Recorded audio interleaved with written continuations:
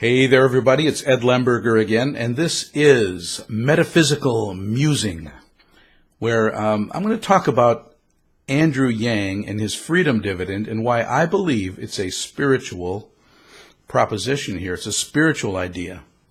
And look who I've got here with me again. Look at that, right over my shoulder. Brett Favre.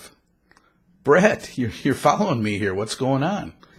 But good to see you, and I'm glad that you made amends with the Green Bay Packers, and you're cheering for Green Bay Packers to win the Super Bowl again this year. Maybe they'll do it. I hope so. You never know. Back to Andrew Yang and his freedom dividend. Why do I believe it's a spiritual idea?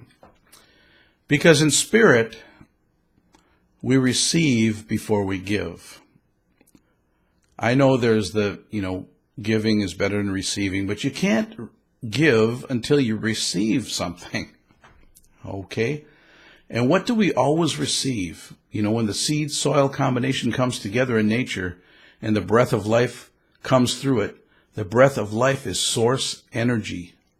And this source energy moves in the law of growth and grows an energy pattern that takes on elements from the outside. Takes on elements of the soil, the water, the sunlight, and grows. And each one of us is growing. Our energy field is growing, and we're taking on resources from outside to make up our physical body. But underlying the whole thing is source energy, these energy fields that each one of us is at our true essence. So we're always receiving, and we're taking in this source energy, and we're shining it. So we're like little wireless devices, shining energy everywhere. And the people at the bottom of the socioeconomic scale, they're drawing in all this energy and they're shining it, and it gets picked up by the collective consciousness, and it gets put into thought patterns that benefit certain people who are at the receiving end of this energy. And as thought patterns are created, every company is a thought pattern, every religion is a thought pattern, and as these patterns are created, human energy flows through all of these. Collective human energy, it gets collected. And there's donor energy, or donor people, and receiver people. If you're a donor person, energy is always moving away from you. When you're a receiving person, it feels good because you're always receiving this energy, and you think that you're doing something to receive it, but no, you just happen to have a favorable position in a flow matrix where you are in a receiver situation rather than a donor situation. Now, nature takes care of this, ashes to ashes, dust to dust. Everything that grows eventually, the energy field that's underlying the growth moves back into the universal, and the elements go all the way back down.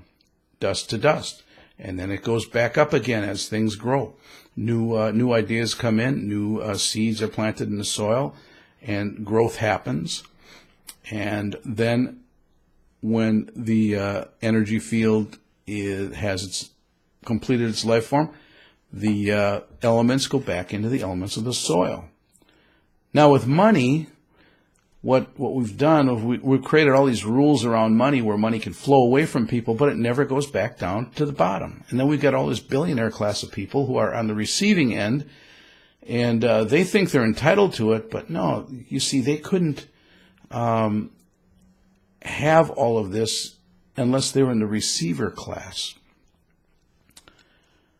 But the receiver class of human beings doesn't seem to want to take the money all the way down to the base level again, so it can kind of circulate ashes to ashes, dust to dust in that type of a manner.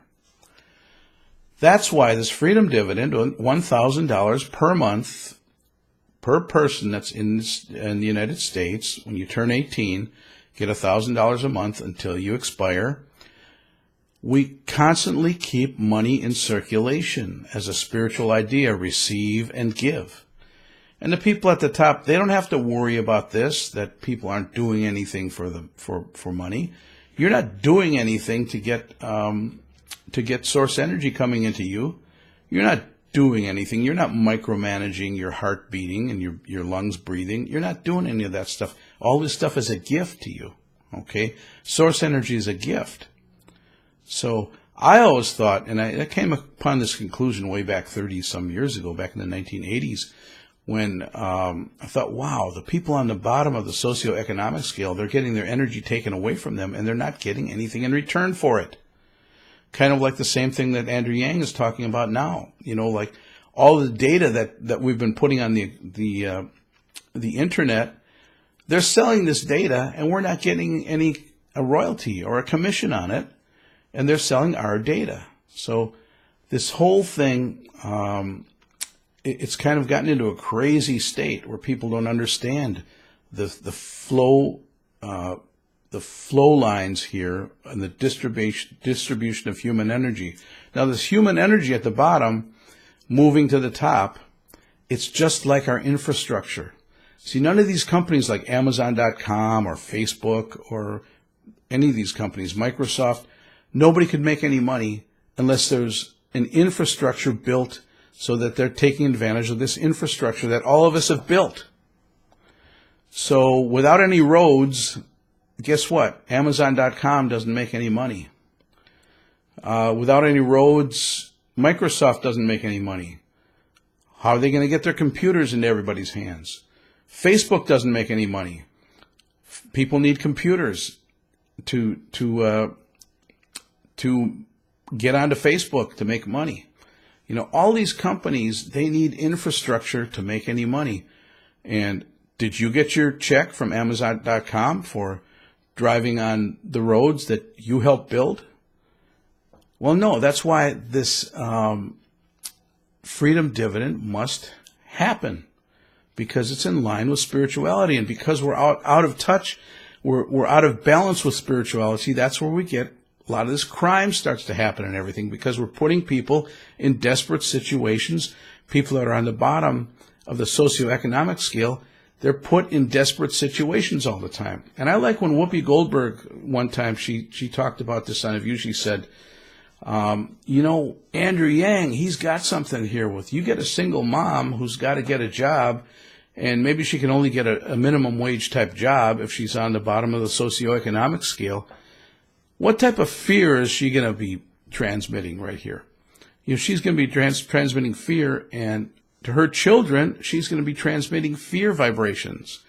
And we're you know, on this merry-go-round of fear when, if Andrew Yang's freedom dividend comes in and this mother gets $1,000 a month, it's going to help. It might not be enough for her to make a living on, but it's going to be enough to really alleviate fear in a big way, so that she'll be able to prosper.